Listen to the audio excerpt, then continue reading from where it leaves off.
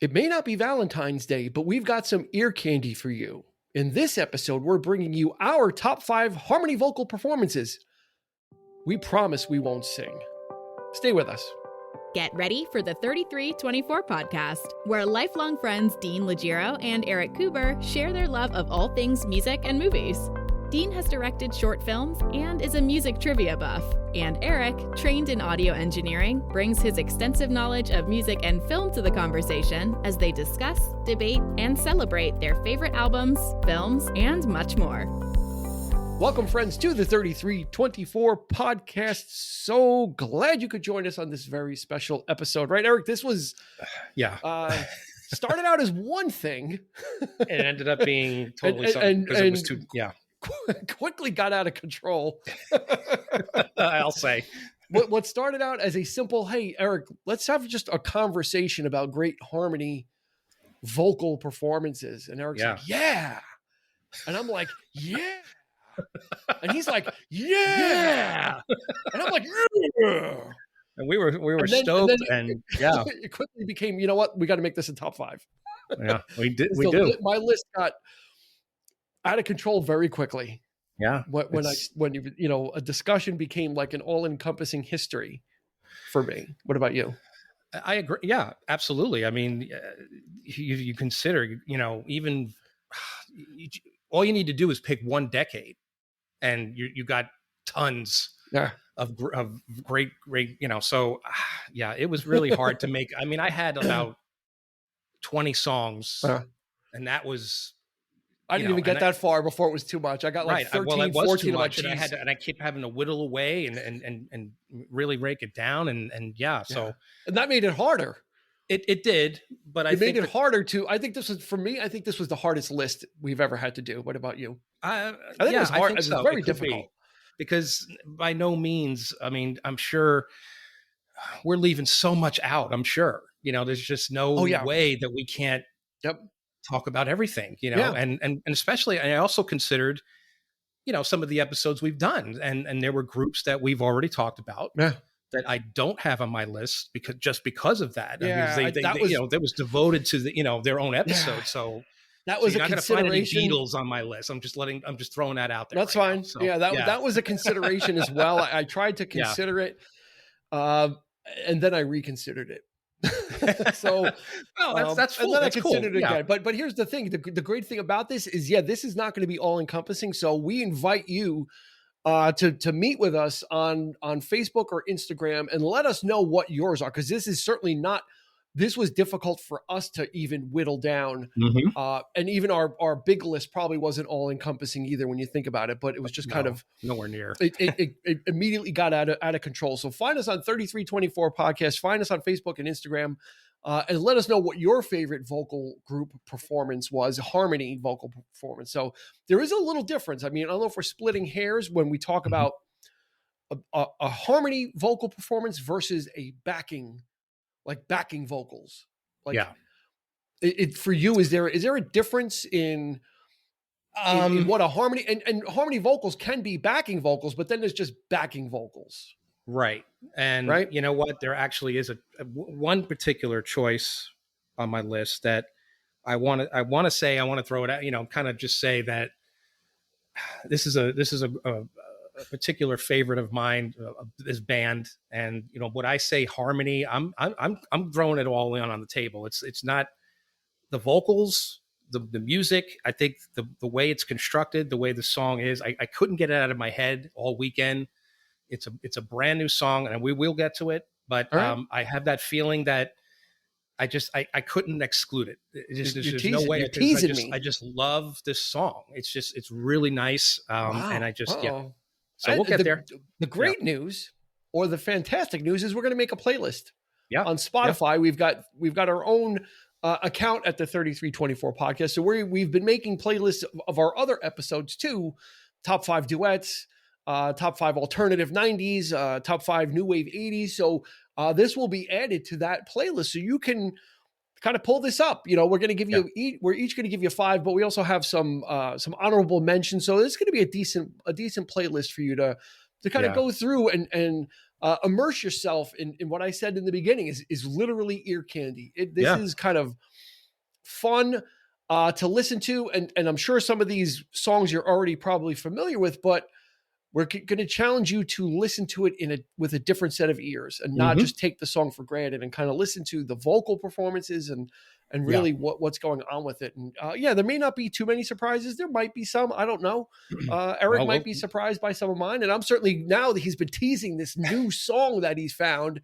I'm waiting to hear what that is so I can check it out. And that will certainly be on the playlist as well. Absolutely. And me, I'm always throwing in something. Dean's always telling me, don't get too obscure. Don't get too, whatever. But there's always a choice. There's always got to be that one. Well, I'm glad it's something new. I'm glad song. That you found something new that grabbed you, and kind of brought you in. So that's pretty neat. So why don't we get cracking on it? Because we've got a lot of ground to cover, and I'm sure the discussion is going to expand for each one of these. And mine are, the number one and number two are kind of in order. Everything else is kind of there. I have no particular order. I'm not saying it's the greatest of all time, but I kind of, the top two are really the cream of the crop for me. So why don't you kick us off with number 5? Roll it out.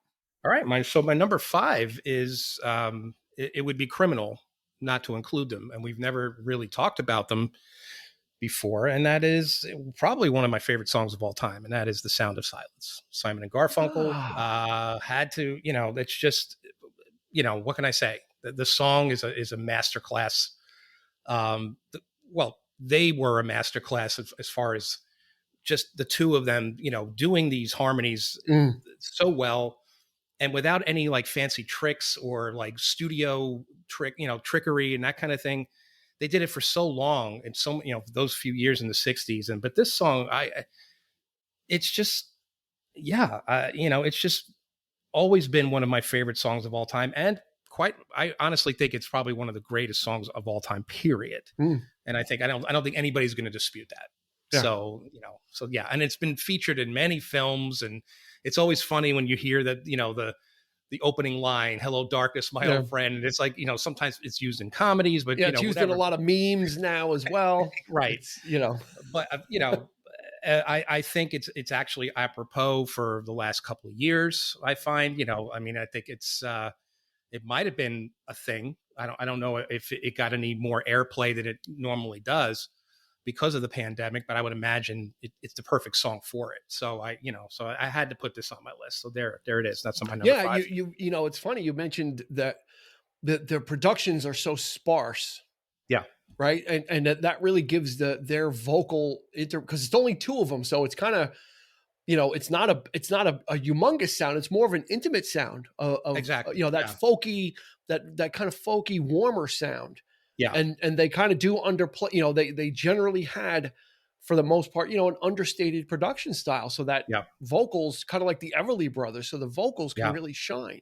And kind of, you can really kind of, that's what they're known for. They weren't known for virtuoso guitar playing and advanced production techniques. They were known for their vocal pairing and their vocal styling. They were folk. I mean, that's pretty much their thing. And Paul Simon, I'm not going to underrate him as a guitar player. He's very, but he's one of those players that knows how to sing and play a completely different melody on the guitar at the same time. I have always been impressed by guitarists like that. And he's not going to give you this, like you say, like virtuosic playing, like soloing and that kind of thing. But I wouldn't discredit him as a guitar player. But the two of them together, and I don't know what kind of animosity went between them. They kind of had a falling out, I guess. They're just cranky. And they just. I think they're just cranky because there was an interview on, I don't know if it was Letterman or one of those with Paul Simon. And he's like, you know what? I've known Arthur. I've known Arthur since we were kids. Like they've grown up together. So they've had that, they have that relationship. I don't think they're at each other's throats, but they come together and then they separate and they come together and they separate. And I think that's just happens. Sure. They're not, it's not a combative thing. I think it's just, they do stuff and then they don't do stuff. And that's okay too, if they don't perform for 20 years. I actually almost came this close to picking, there was a song that appeared later on after they, basically broke up as a duo. that they it was My Little Town, which I really like. Yep. That was like that was like a reunion song. That was like the Still late crazy 70s after all these years, but it also 80s. appeared on Art Garfunkel's solo record at that period too. Yeah, that's a great song. Yeah, and that the vocals go soaring on that. So that's why I was like, do I pick that one? Or it sounded My Little Town's a good one because they're a little bit older, so their voices are a little bit, got a little bit more beef behind them. That when they were younger, there is a little bit more of that production happening on that by that point too. So because Simon's and he's got a lot of players with him and that kind of thing. So. Yeah, fun fact: they were known as Tom and Jerry. Before they started recording. That's right. Simon and Garfunkel, but there was a cat and a mouse that already had. Yeah, they couldn't keep that. Had claim to that. You don't want to, they don't. You don't want people to think that you're the car. It's like the Archies. They don't want you to think it's Tom and Jerry singing. So right. Ditch that and go with Simon and Garfunkel. It's so much more distinctive. Yep. You're not going to forget that. So no. Awesome. You scared me. You scared me with what you said in the beginning. I'm like, oh God, here we go. Already we have a conflict because you're like, we never spoke about this group and we should have. Which leads me to my number 5 is we've never spoken about this group and we should have. Okay.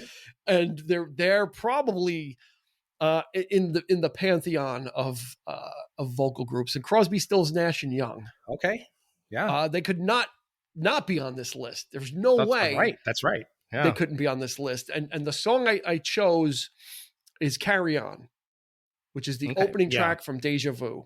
The reason why is because it's a forceful vocal performance from them.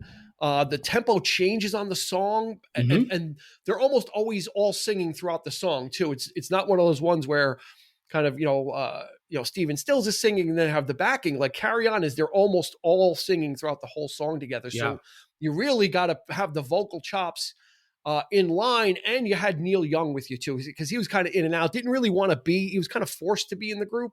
So it was kind of a little begrudgingly, but and what are they, probably like the second super group after Cream? Something like that. Probably? Yeah.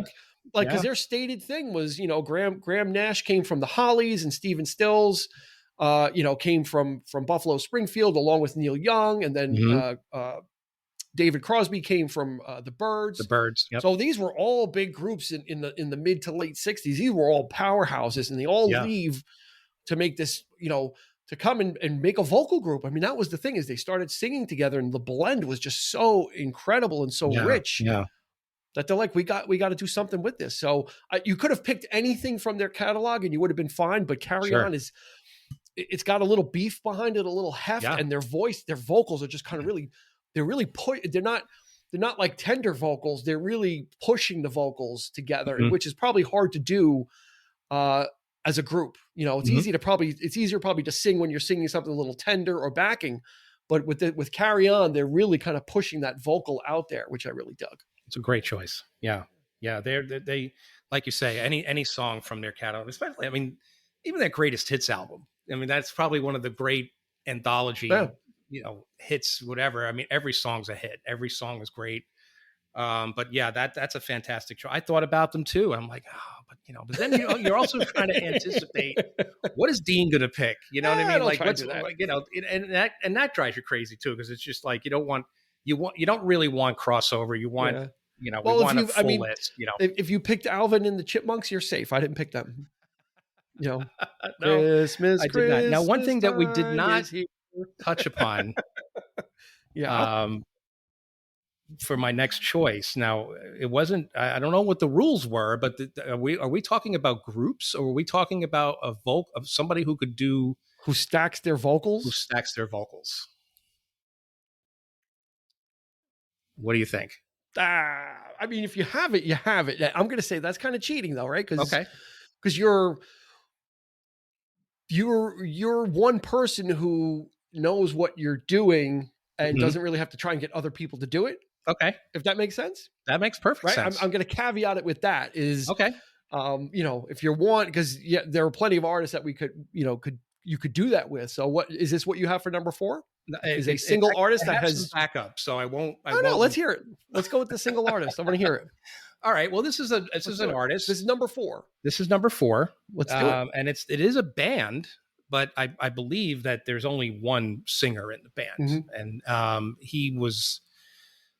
think their first album was actually just him, more or less, again, in isolation, recording this album. And it's a lot in the wheelhouse of what we like in terms of Lord Huron and bands like Fleet Foxes and that kind of thing. He was actually turned on to me by an artist that we recently talked about in another episode.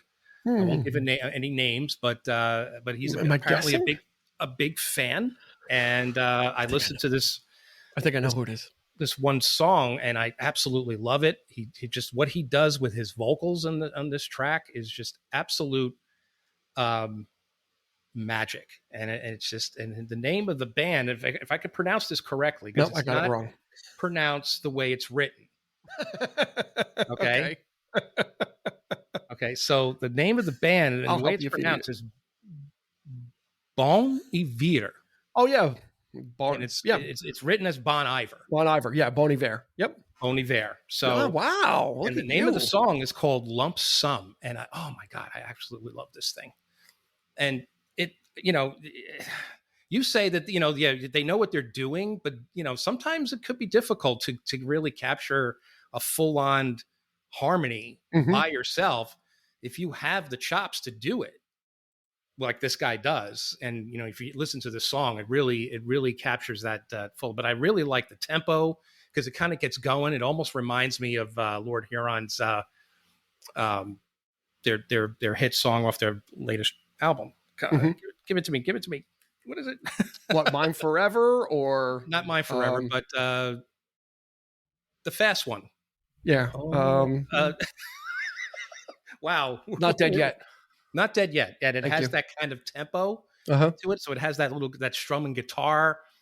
And then, but the vocals are just all kind of all over the place. So it's no wonder that the person that I'm talking about is a fan of this guy. And they went on to do, and the band grew. They added a couple of guitar players and keyboardists. So that with each album, I guess they just got progressively bigger. But I really dig this song, this long song. It's real fantastic. And that's not the new one you're talking about, is it? No, it's their first. There's something even newer. Yeah, this came out even newer in your list. Wow. There's the album's called For Emma, Forever Ago, and it came out in like 2008. Yeah, and I think so it was around that time when all of these bands like My Morning Jacket was coming. It's same kind of thing, that those real ethereal vocals and the reverb and all that kind of stuff. He does kind of the same thing. Yeah, the thicker, lush production. But he takes those vocals and he manipulates them, and they're kind of like all over the place. So, yeah, maybe I cheated a little bit. But we really didn't go over the rules beforehand. We didn't, because we were scrambling. We were so frazzled that we were scrambling. It's just pick five, damn it. But I promise we'll come close. I promise you the rest of my choices are not one person. So there you go. Fair enough. That's the only one. No, that's a great choice. I'm glad that I had a more contemporary artist and I moved them to the honorable mention. Okay. Only because these other, mine are, there's not going to be too much that's surprising in here, but it's just because felt I have to recognize these groups. Yeah. But I'm glad. Bon Iver, look at you. And you didn't say Bon Iver.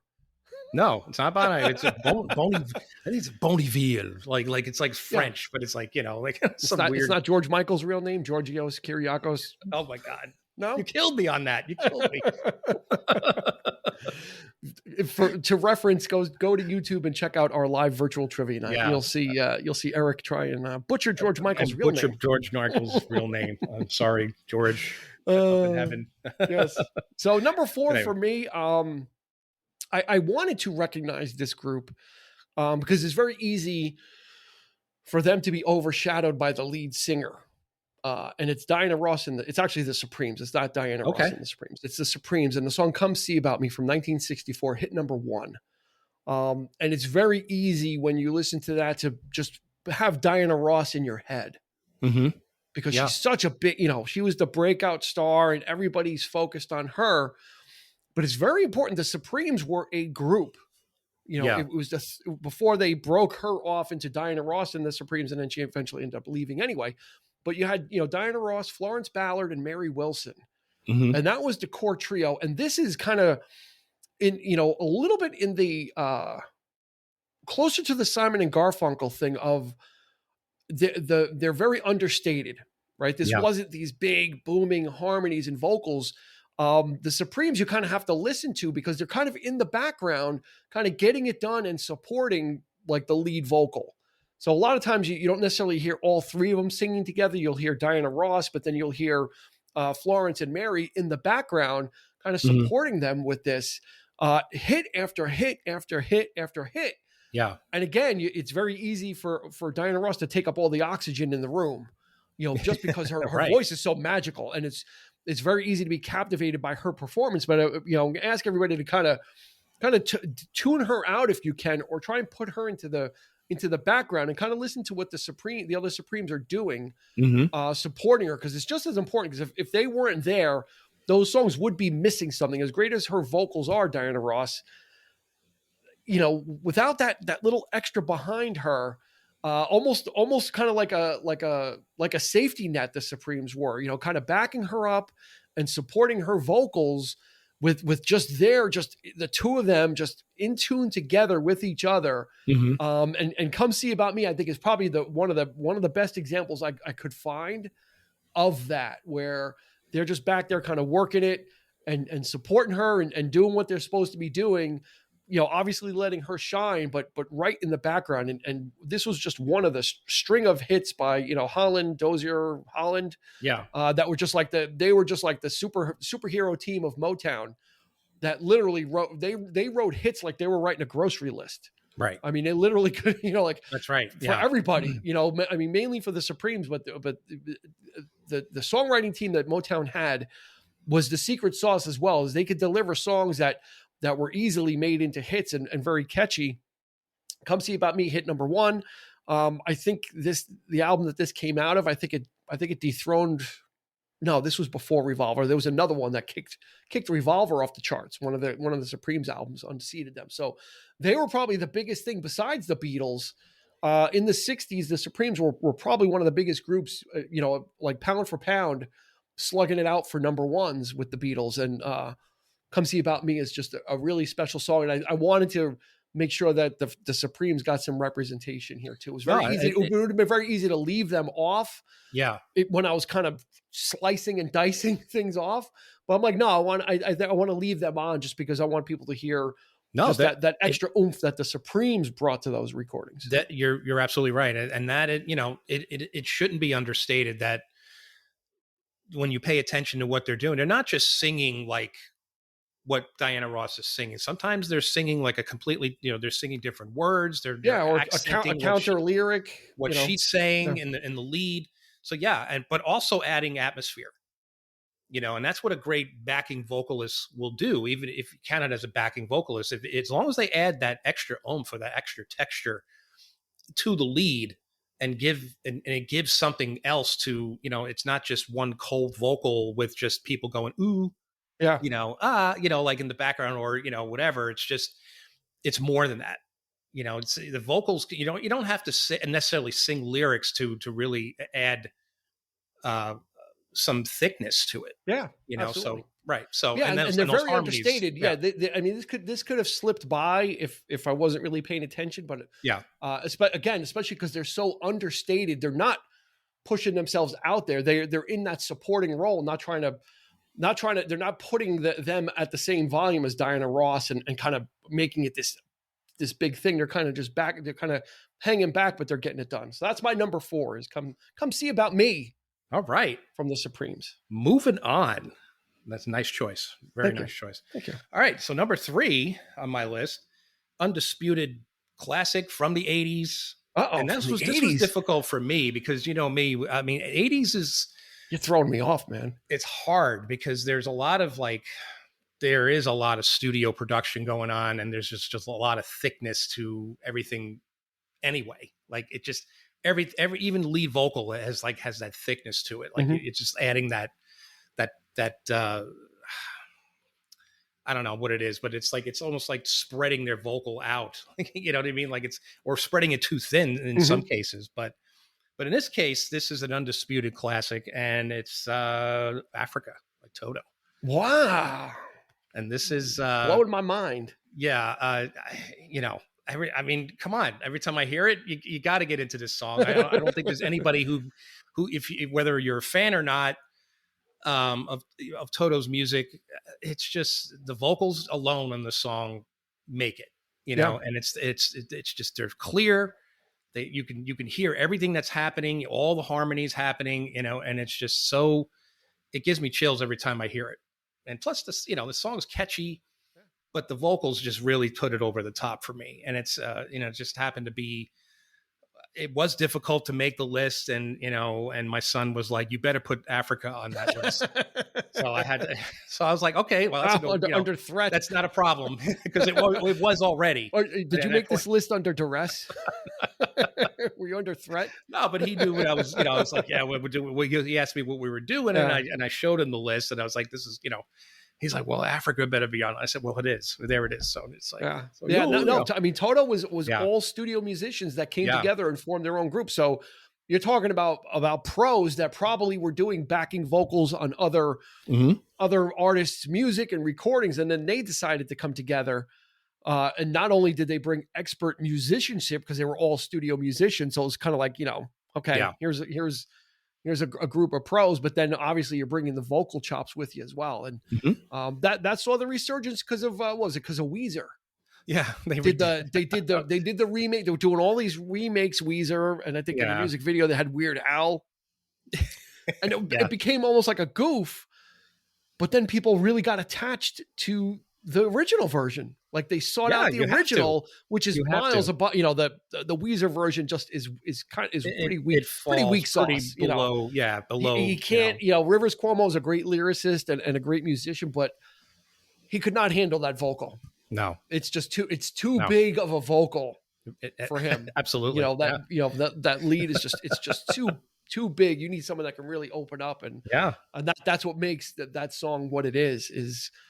And I remember watching the video on MTV, and that's a great one to bring back a lot of memories, and it's probably my sentimental choice, I guess you could say, on the list, a nostalgic choice. But damn, I would love to just have like those vocals just isolated, and I'm sure there's probably if on YouTube hard enough, it's on YouTube. I'll probably find it. Yeah. So, but there it is. Yeah, that's a great. This is going to be some playlist. I'll tell you that much. I'll tell you what. All right, my number 3. I think this might be a steal. I don't know if I'm stealing this one from you. Okay. I thought it was coming. I thought for sure you would have gotten to it already. Okay. This song was never. There was never. I'll give you some hints, and then we'll see if you pick it out. All right. There was never a studio recording of this song. Is the first hint. It was never recorded in a studio. Oh, okay. It was done as a warm-up before concerts. This group would do this song before they got on stage. Then it just became a natural for them to open their shows with. Okay. And I was looking for examples. I knew I wanted this group on the list, and I was looking for examples, and I couldn't find what I wanted until I came across Seven Bridges Road by the Eagles. Ah, perfect choice. Yeah. And I don't have Eagles on my list either. So it's just this vocal performance is from Eagles Live from 1980. They would open their shows with Seven Bridges Road, and it is just the 5 of them. Yeah. With no instrumentation, just singing in front of the microphone live. So there's no studio trickery. There's no smoothing, echoing or anything. It's just the 5 of those guys in front of the microphone. Fantastic. Getting it done. And Seven Bridges Road is just, if you don't get chills, I think someone needs to check you for a pulse and a heartbeat and make sure you're okay. It was so hard. You're right. It was so hard though. Keep, not picking Eagles. It was just, I did it for you. How could you not?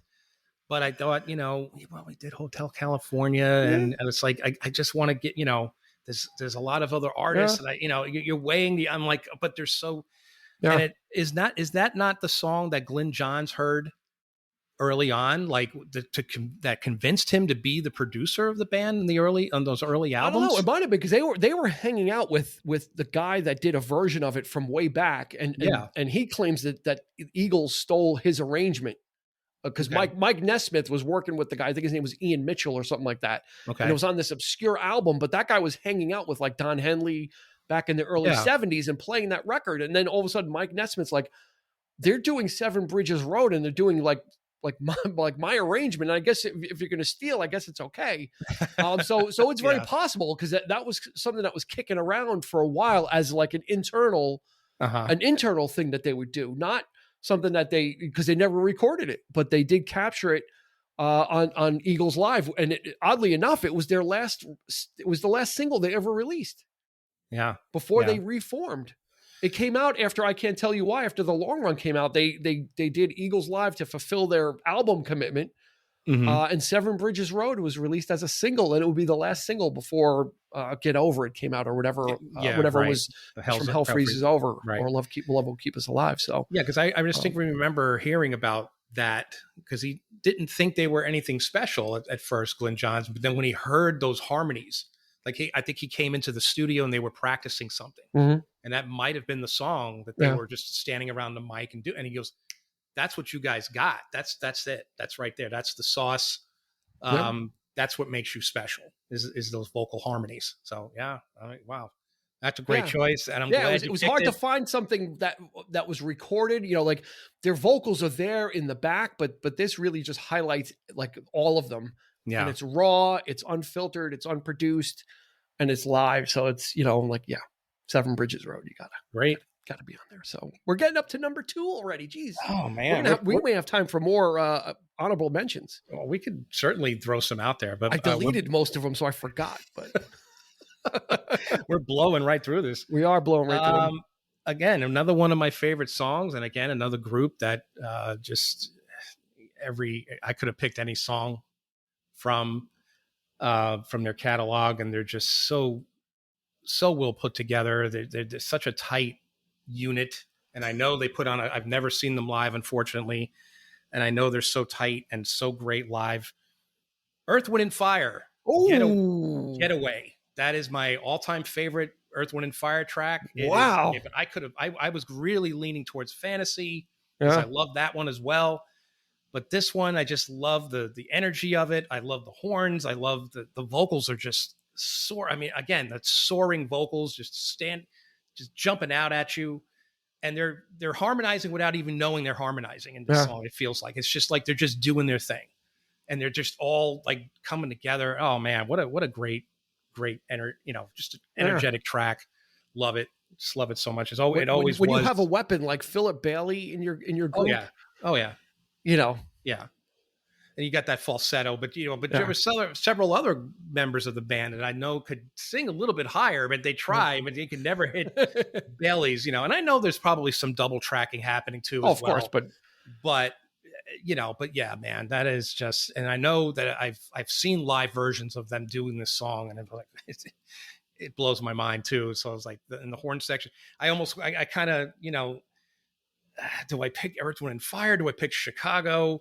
Because some of those early tracks by Chicago had those really great vocals too, and the horns. But I was like, nah, I'm just going to stick with my guns. It's got to be Earth, Wind and Fire. That's right. Maurice White. That's right. Yeah. I was just on a kick recently. I was listening to like Let's Groove and September, and so many great. I'm watching all the videos, and all of them they're wearing like the Egyptian outfits. Oh yeah, they're just like wild. All these different Egyptian outfits. In every video, they're different. Each costume is like different, but. And nobody could dance like them too. Like all of them were kind of like walking together, like dancing. How do they do it? How do they do it? And play. It looks like they're having a blast on stage too. It looks like that's the thing. Is like they play so proficiently. You could swear that how are they not making any errors or making mistakes? Because everything is right on. It's spot on. It's and with a band that large, it had to be. Yeah, and they just look like they're having a blast on stage. Oh it's kind of like. Wow, that's a great choice. Earth, Wind and Fire making the charts. Yeah. My brother will be very happy. He's a big EWF fan. He is. Great. Oh, that's great. So there's your little entree to Phil Collins. There's your connection. Well, yeah. I'm not, hey, you said it. I didn't. You get a bell. You get a Phil Collins bell. Okay. You get a ding. Okay, this one should be no surprise. My number 2. Again, every time you start your intro, I get scared that it's one that you're picking one of mine. And now I know that you haven't, because your number one is going to be whatever this new song is. So I'm safe. Yeah. I'm like safe from here on in. You are. But this one, again, I can't. Probably one of the greatest vocal groups of all time, easily. And I'm going to make the case later on why, but for now, number 2 is Too Much Heaven by the Bee Gees. Mm-hmm. You're not going to probably find a better vocal blend than Robin, Morris, and Barry. It's just, and I'll say it now, actually. There's something about relatives. There's something about siblings that sing together in the DNA that meshes like nothing, like no other. You can have all these great vocal groups, but there is something about relatives that like I said, the Everly Brothers, Beach Boys, Bee Gees, there's something about relatives that sing together that there's a little extra something there. Mm-hmm. And Too Much Heaven is just them like at their pinnacle.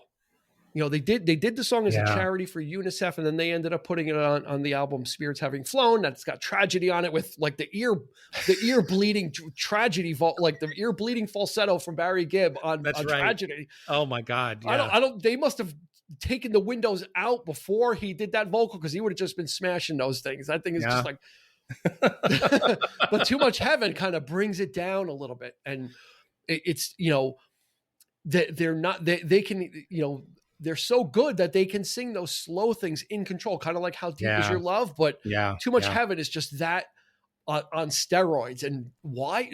Here's the reason why it's on steroids. There's three brothers Gibb, right? They did 9 overdubs of 3-part harmonies. So they did 27 voices for this song. Barry, I'm going to break it down for you. This is how insane this vocal is. Barry did his lead falsetto 3 times. He recorded it. Yeah. Then he recorded a falsetto high harmony 3 times. So not the lead, but a harmony vocal. Then he did a falsetto in a lower harmony 3 times. Then Barry sang in his natural voice 3 times. He did the lead vocal. Wow. Then he sang the high harmony in his natural voice 3 times. Then he sang the low harmony in his natural voice 3 times. Then Barry, Robin, and Morris together on lead 3 times. Then the 3 of them did the high harmony 3 times, and then the low harmony 3 times. Jesus. That is a lot of vocal work that you're doing. He basically sang the lead by himself like 6 times. Well, no, that's 3, amazing. 6, 9, 12, 15. Barry sang 18 of the 27 vocal lines by himself, either in his high falsetto, in high, medium, low, then his normal singing voice, high, medium, low, then him with his brothers, high, medium, low. Insane. Yeah. Insane. The control you need to have. That's absolutely incredible. And the ear you need to have. And when you listen to that, this sounds like warm butter on a bagel. I mean, of course, it just spreads. Like there's no clunkiness. There's no, geez. Yeah. Sometimes it could be a little flat, or, it's there. Yeah. It is just this thick wash of a vocal that just kind of comes over you. But you can hear his high falsetto vocal is there, but then below it is just this thick, like cushion, this mattress of the vocal of like the backing vocals behind them. Oh, yeah. You know what? We're going to end this. I'm going to go listen to it right now. Don't you wish we could just play little snippets? Oh my goodness. Yeah. I totally, what a great choice. But then again, I mean, I love a lot of their early work too. Some of those, I mean, nobody ever really talks about that stuff. I love Massachusetts. I love, I Started a Joke. Those songs are always, they were more Beatles. I mean, they were more compared to the Beatles during that era. But they were very Beatles, but then not. You know what I mean? They did their own thing. Yeah. And how can you mend? Oh my God. Yeah. Lonely Days. Yeah. But once the mid 70s came and they hit their stride, it was like they became like the thing. Once Barry discovered, like he discovered that falsetto during Nights on Broadway. Didn't know it resided within him, right? He did not know that resided within him until they needed someone to do it, and then he tried it. And all of a sudden, he's got this sick falsetto that just became like you just struck gold in your own, you're just like you're rolling out all these Lights on Broadway. Why didn't I think of that? I'm like, damn it, it wasn't even on my list, but it could have. But Emotion with Samantha Sang was on my list. I had that. That's a great one because you got the female and the male vocals. That's an earworm because every time I hear that song, I'm like, I stop dead in my tracks. It's like a deer in the headlights. I'm like, because you don't hear it all the time. It obviously doesn't get half as much airplay as their own stuff. But yeah, oh man, great choice. I'm glad I'm glad. That's the thing. You got Eagles now. We got Bee Gees. I'm so glad that these artists. Earth, Wind, and Fire. We got the classics here. Simon and Garfunkel. I think we're putting together. Yeah. I think we're putting together an eclectic playlist. Yeah, I think so. I think right now that these are, it's like I said, it's not all encompassing, but these are no slouches. I mean, we're hitting some of the, we're getting to the heavy hitters. So yeah, I think we could probably add maybe one more honorable mention at this point. I don't know. I'm good with it. We'll see. I'm good with it. I've got a bunch. So, all right. So my number one is you finding something brand new and it having such an effect on you. Yeah. That it immediately worked its way into a list of we're talking about all these classic songs that we've been peeling off and songs for the ages, Bee Gees and Simon and Garfunkel and now you're bringing something totally brand new, hot off the presses to the list. Yeah. It's a band that I've mentioned quite a few times. All right, let's hear it. On the podcast and such. And it's a brand new release by the Tedeschi Trucks Band, and it's an album. It's actually a 4-album project that they recorded over the pandemic. That is it's a 4-album thing. They're releasing one a month starting in June. The first one's already out. Part 1's already. Part 2 just dropped on Friday. Mm-hmm. We have 2 more coming in the next couple of months. And this whole thing is about, how much I love Derek and the Dominos and the Layla album. This is taking that original poem of Layla and Majnun and really diving deep. And instead of just saying, like Clapton was all about, hey, I love you so fucking much that it hurts, and every song is that, going after Patty Boyd. This is like, one of the, like Mike Madison, one of the songwriters of the group is like, what about Layla's perspective? What's she thinking through all this? Like, and what are people around them thinking, like the relationship. So they wrote all these songs based they really dive deep into the Persian poem and really came up with some great, probably the best stuff they've ever done yet. It's their 5th release. And this song in particular does it count as the 5th release, or is it the 5th, 6th, 7th, and 8th release? Well, I guess it's all one. Yeah, it's a 4-album deal, but it's the entire thing is called I Am the Moon. Yeah. And it's like the different stages of the moon. The first one was Crescent. This one is called Ascension. The 3rd will be the Fall. And then the 4th will be Farewell. So it's like but each album reflects a different mood. Mm-hmm. But this particular song is, it's about like, hey, I'm here. I'm not going anywhere. I've always been here. I'm sorry that, and the thing about this band that I love so much is their stuff isn't necessarily, they're one of those bands that are just no frills. They pretty much come to the studio live and they record as they pretty much appear on stage. You get what you hear is what you get. This particular case, the mix on this album was so well done that the entire band blends together and serves a purpose. It's not a backing band. It doesn't feel like that. It feels like every part, every component has their own part to play. And when we talk about harmony, this song reaches that crescendo by the end of it, that the entire band just comes together. There is a great harmony vocal in the background, in the chorus, of course, but then there's some great harmony vocal in the bridge, but then everything just gets loud and it just gets really nice and it hits this really great crescendo. There's a great guitar solo by Derek by the end of it, and it just all blends together. And it's so, I guess the right word would be harmonious. And it's just, you think of harmony when you hear this entire package, and it's just such a great song. The song is called Rainy Day. That's what I was waiting for. Yeah.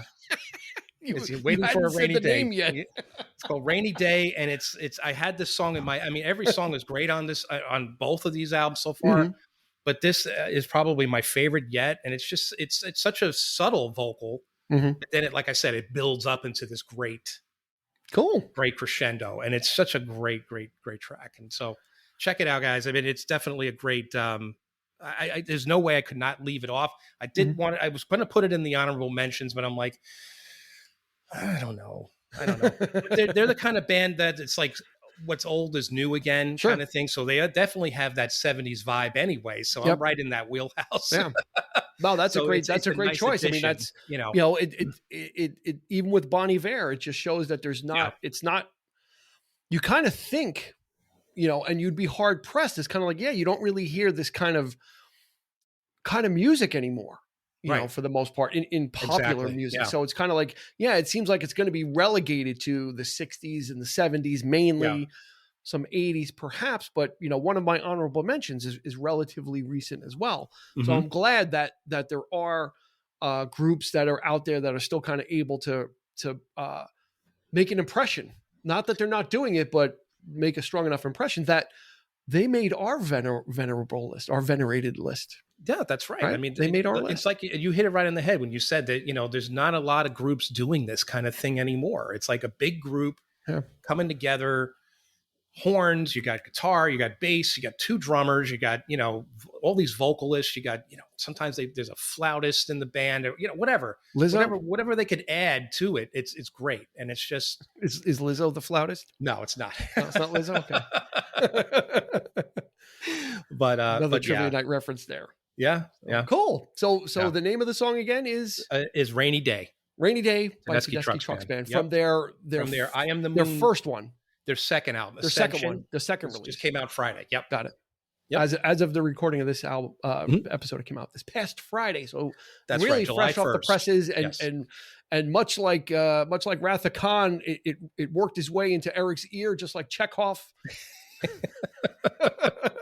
It's definitely and has not let go. Well, it's not. My number one is not going to be any surprise. And we've done episodes on the Beach Boys, but there's no way that they're not making this list. I'm sorry.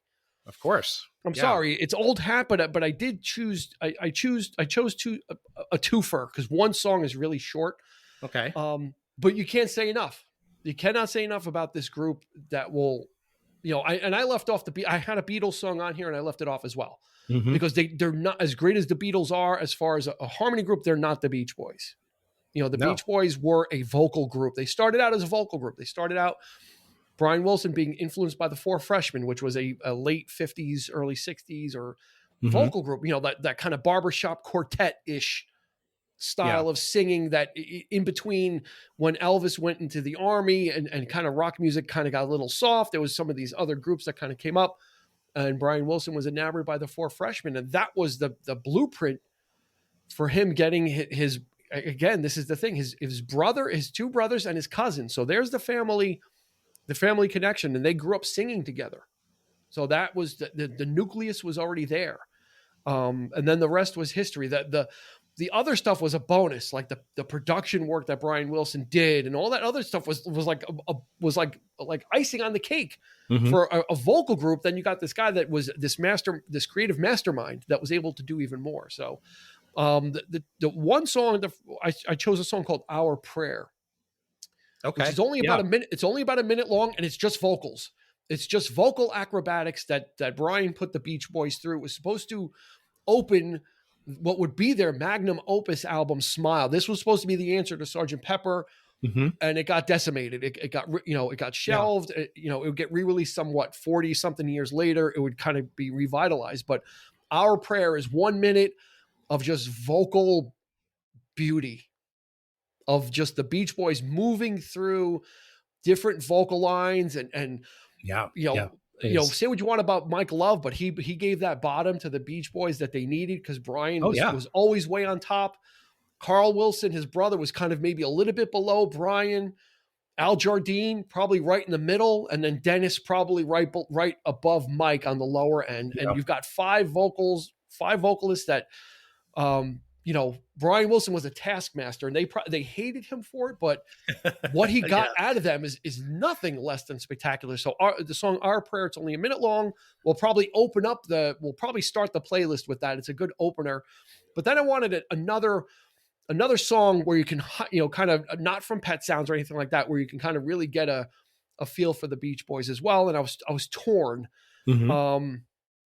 And I think I'm going to go back to the original song I chose, because I chose this song and now I'm taking it off. But I think everybody needs to listen to a song called The Warmth of the Sun by the Beach Boys. Thank you. Thank you so much for choosing that one. Oh, yeah. Not only is it a heart-wrenching vocal, because it was written in the wake of the assassination of President Kennedy, and Brian Wilson and Mike Love were, America was in shock, and they were affected by it. They didn't know what to do. This wasn't written specifically about that, but it was influenced by those feelings, and you get that in the vocal performance, in those backing vocals of, Brian's vocal is just so like aching.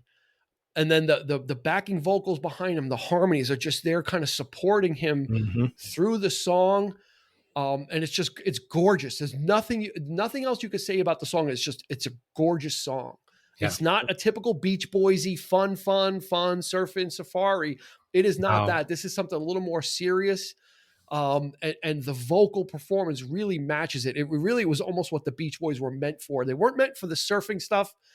This is the kind of the more mature vocal production that Brian Wilson was really going after, and Warmth of the Sun really hit it. Thank you. I can't say enough. You're welcome. I can't. No, it's one of their greatest tracks, no doubt, hands down. We love Pet Sounds. You and I, we're crazy about that record, but it goes to show that there were some great songs beyond Pet Sounds. Oh yeah, even before that they did that were just as great. So I mean, that's a perfect choice. Yeah, and that was relatively early on in their career too. Yeah. Like in this, I think a 64, somewhere around there, 63, 64. Yeah. So yeah, he was growing as an artist. So those are two kind of nice book-ended things of just a vocal performance and then just a really nice song that the Beach Boys did. So that's the top 5 right there. Oh my goodness, that alone is 10.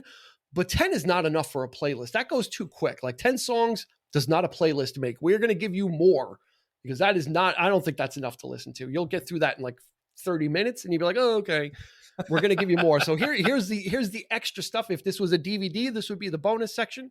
Yeah. I've got 3 written down, but I might kick one. One of them is the Beatles, but I might kick that in switch it out with something else. So what do you have as an honorable mention that I have one that you cycled out?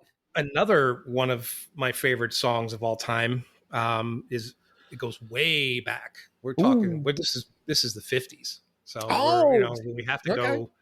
We have to go here because it's just such a gorgeous song, haunting. I think you know where I'm going with this. So I Only Have Eyes for You, the Flamingos. Holy shit. Yeah. You talk about warmth, but because the production standards of the 50s were very, very tinny, very sort of mono. I mean, you really couldn't grasp. I almost put it on my list, but it became an honorable mention because it just falls short of that total satisfaction of really, when you listen to it, you're not getting the whole bottom. You know that it's happening, but the way it's recorded, it's just not there. And it's just, again, it's just one of those ones where you wish you had isolated vocals and you were there in the room while they were recording this, because I can almost guarantee that it sounded a lot better. I love that song. It's such a great track. The opening. I always imagine for some reason when I listen to that song, I always imagine that they were like recording it in like a darkened studio. Like it just has like this feel to it.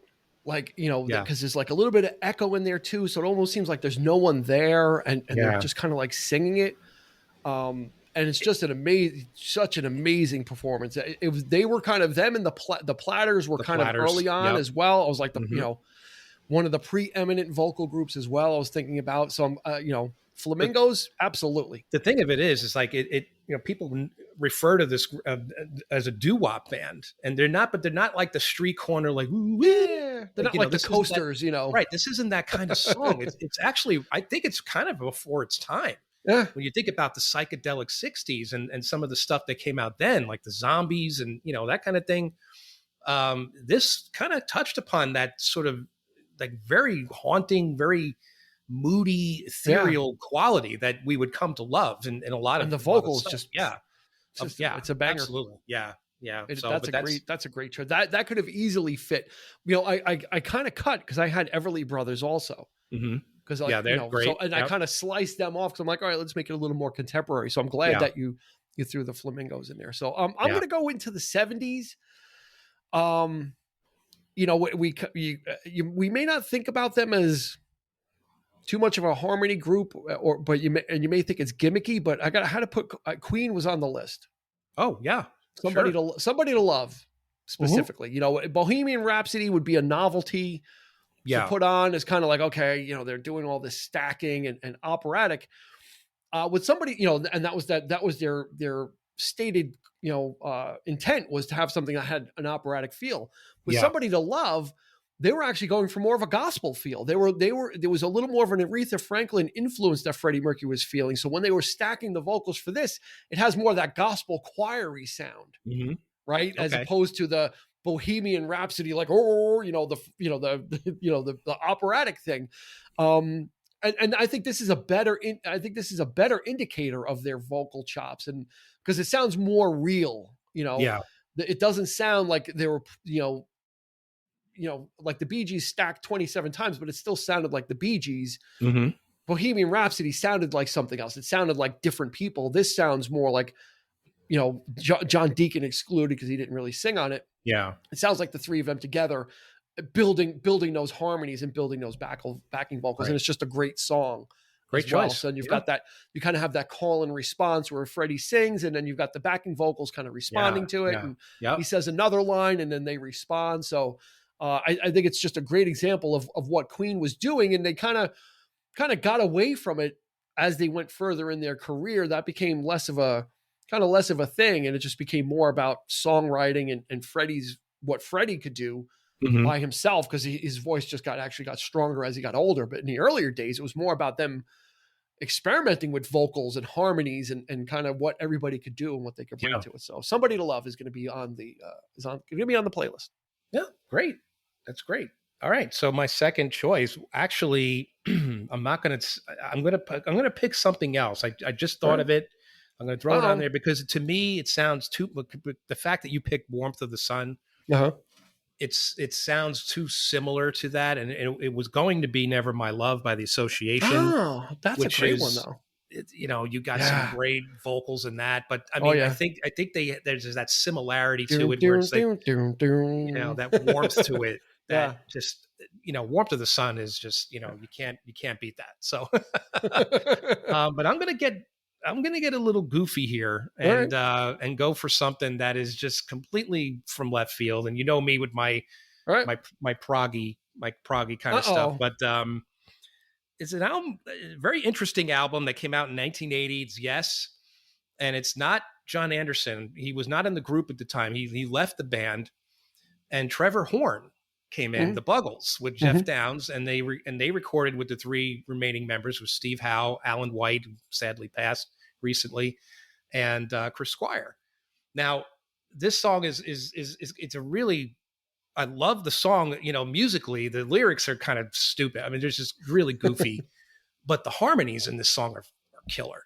And it's Tempest Fugit, and it's like there's really a great bass line to it, and you realize that how important Chris Squire was in terms of harmony with John, even with John Anderson, because he made Trevor Horn sound like John Anderson. You could swear, it's Yes.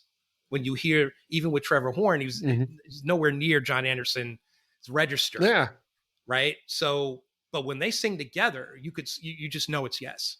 And that's because of Chris Squire. So I really got to give him credit to that, and it was very understated as a harmony vocalist, but he did add something to that. And they were one of the only prog bands that had harmony vocals to begin with. Like Pink Floyd, like David Gilmour would sing harmony with Waters every now and again. He did a lot more, I think, with Rick Wright. But you don't really hear a lot of harmonies coming out of like Emerson, Lake and Palmer and all these other like bands, King Crimson. Like King Crimson. It's just just craziness. Yeah. But check this Fusion. It's a fun song. It was a particular favorite of mine at the time. It's just an odd album that they got. It's Yes and the Buggles together, but it really kind of what was the name of the album? Drama. Okay. Drama. And it set the stage for what was to come with 90125 and the more popular stuff. Anderson, Trevor Horn became the producer. Yep. But yeah, check this song. It's just, I don't know. It's just crazy. Cool. It just came to my mind. So I just threw it down there. So why not? There you go. Why not? I have one that I'm taking off. Okay. Because it was too much like Our Prayer. So the Beatles song I chose, which is not going to be on the playlist, is Because. I was going to pick that, which is a great example of their when they pulled it together. Yeah. Especially so much later in their career that they pulled together such a beautiful vocal. Mm-hmm. But Our Prayer is already kind of achieved. They have already achieved it, and that even may have been influenced by Our Prayer. I wouldn't be surprised if they heard Our Prayer. And Because was kind of influenced by it, because it's got that same type of soaring vocal and it's kind of moving and it is kind of a DNA. spiritual DNA there. Yeah. I think it's kind of a spiritual, as spiritual as they would get, because the world is round and they're being real it blows my introspective. Mind. Yeah, it blows my mind. So they're getting real So instead, what I've got something more. I'm going to catch up. I'm going to come to all the way to 2007. Okay. And again, this is the through line for my list is Relatives. Okay. So I could not not mention the Avett Brothers, and a lot of you probably have not heard of the Avett Brothers. They're probably one of the best kept secrets in music. Mm-hmm. I don't know why they're not bigger than they are. They're pretty big. I mean, their concerts sell out, but they haven't hit the mainstream. But the Avett Brothers are Seth and Scott Avett, and of course Bob Crawford, who's the bass player, part of the Avett Brothers, and Joe Kwan. But the two, Seth and Scott are the nucleus of that band, and they started out really as like Nirvana loving, heavy metal, grunge playing youngsters. Then all of a sudden decided to return to their roots and found folk music and found like that was really what drove them. So the song that we're going to put on the playlist is called The Weight of Lies, which is from Mignonette, which is one of their early albums before they signed with a major label. It's just a great two vocal performance. They would go on to bigger and better, but The Weight of Lies is it's kind of really sparse production. And you get to hear the two brothers interplay. And like I said, I'm going to keep saying it. There's something about Relatives that there's that little extra, they get like maybe 2 or 3 extra points, like in their blend or something. There's just something a little extra about it where they match, and the Avett Brothers really hit it. And Weight of Lies is just a great folky, banjo-y song. And hopefully that, much like Bon Iver, if you've never heard of these groups before, well, we're sprinkling in a little extra something recent, but new stuff and Tedeschi Trucks as well. Yeah, but something that is, again, very, very reminiscent of the stuff that we mentioned, and those early periods, which you can't really, you just can't go home again. But these groups are really, they're not trying to say that that they're reinventing the wheel here. They're carrying on a tradition and a type of music that's definitely in their soul and will not leave. They're just going to keep doing it. And I think it's great. I think it's great that two old men like us, there are groups out there that we could totally dig into, that are still touring, and they're young and relatively young, so that we could hear this music again, and it more or less. So yeah, it's awesome. It's fantastic. Yeah. Cool. Do you have one more? I did. let me see. What do I got? I've got a couple I could bust out. I'm running through the who I took off of what do I want to bring out. Okay, I have one. Good. And we'll do one more each. It's one that again, another heavy vocal group that, obviously I think you'll dig. And this one was, I think we mentioned before that it's one of those songs that you swear you've never heard, but you did. You must have, because when I heard the song for the very first time, and it sounded like I know this song, and that's "The Grand Illusion" by Styx. And they were on my list. If I had to pick my favorite Styx album, it's definitely Grand Illusion. It's like, I think it's their grand opus as far as I'm concerned. I mean, they did some really great stuff, don't get me wrong, but it's just, I think that one just really has everything you need, but the Grand Illusion itself, the title track, I love. I just, and it just sounds like, it's very sort of operatic, and it's like, Dennis DeYoung. We talked about this with Paradise Theater and whatever, but it's just, we know what he's all about. I think most of you probably heard Styx before, but it's just, I just like the pomposity of it, like, and it's like this big sort of like theatrical type of thing, and it's as prog as just as prog as anything that was out there at the time.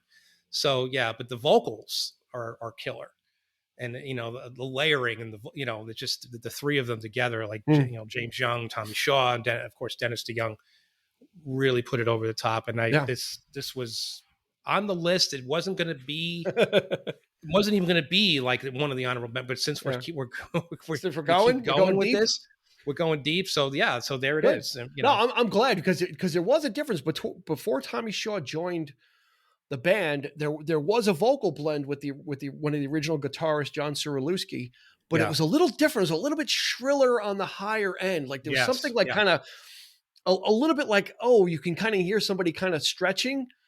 But when Tommy Shaw joined the band, that blend just really kind of rounded out and it really smoothed out. And I picked "Love in the Midnight" for that. Like that was going to be my Styx song, was off of Cornerstone. Okay. When they're all just singing, like that was, for me, that was like the one, is like you can hear them all just kind of singing together, and then they're breaking up the parts. So I'm glad Styx made the cut. If you want to put that one on instead, no. List, Grand Illusion, that's fine. Yeah, but Styx is represented. There it is. They're there. Okay, so I've got one last one. All right, I'm going to go with another one of the vocal pioneers that was on my list, and that's Mamas and Papas.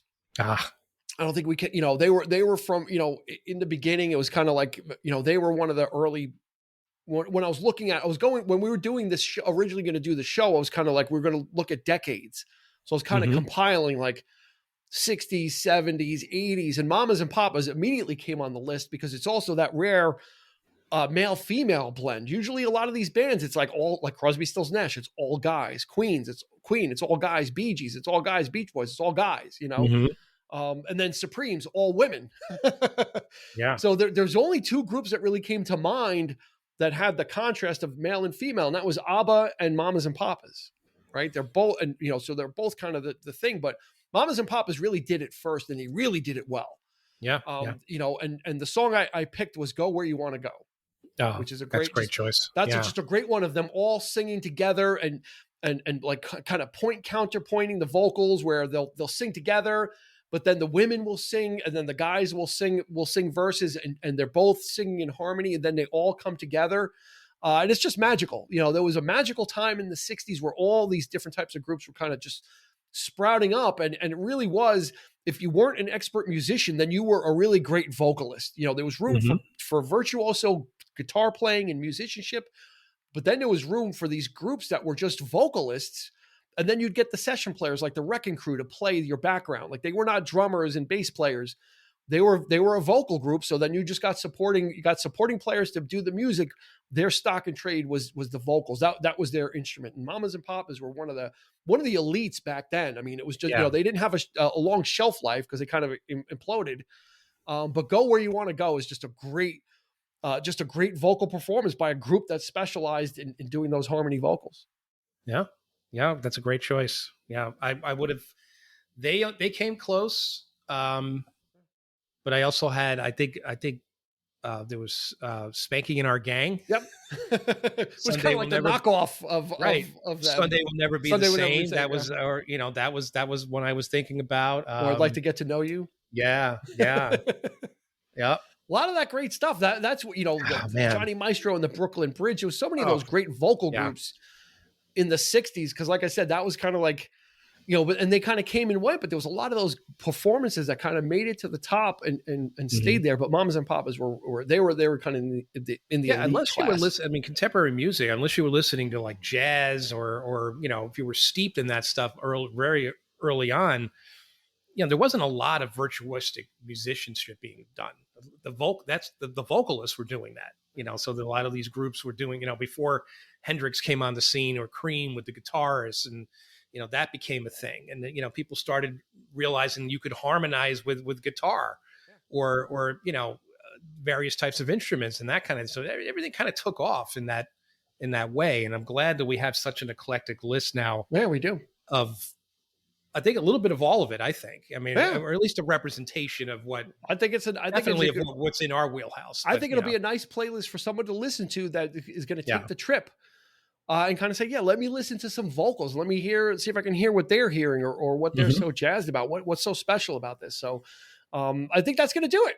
Yeah. For this episode of the 3324 podcast. We unfurled our top 5 plus. We gave you more than what you're expecting. That's like bonus. Yeah. I think the least that you can do as a listener is, if you're listening on Spotify, give us a rating. 5 stars. We did a top 5. I think it's a good match. We gave you a top 5. You give us 5 stars. We call it even. And then we gave you 3 for free. So I think that's a good deal. We accept it. So with a virtual handshake, I think you'll accept it too. We would appreciate a nice rating there. It'll go a long way towards us growing. Absolutely. So, again, as I said at the beginning, find us on social media. If you think you've got some other ones, this was not all inclusive, even though we even added more. Throw some other ones. We'd like to hear what yours are. Maybe we'll pick some of those and throw them in our playlist as well if you get lucky enough, if you're something that kind of grabs us. So let us know. 3324 podcast. You'll find us on Instagram and Facebook there. 3324p. If you want to tweet us a couple songs, we check that as well. So that's going to do it for this episode. So for Eric, this has been Dean, and we will catch you on the flip side.